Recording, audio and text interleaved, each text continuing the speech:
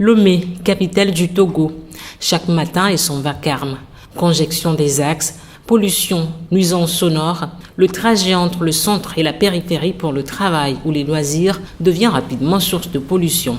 Le Grand Lomé abrite plus de la moitié de la population urbaine du pays et près du quart de la population totale, alors que sa surface occupe 0,4% du territoire national.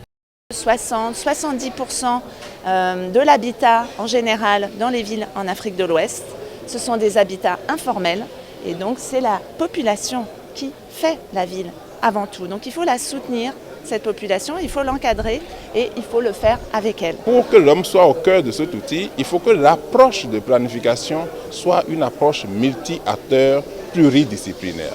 C'est pour ça que l'école thématique de Lomé a réuni quasiment toutes les disciplines qui s'intéressent à la ville.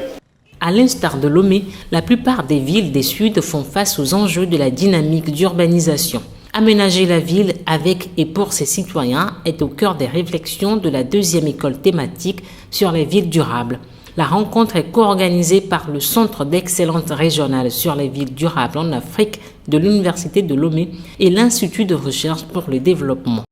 À côté des incendies, des feux de forêt, c'est les grandes inondations et les pays africains ne sont pas en marge de ces réalités. Nous devons donc réfléchir autrement.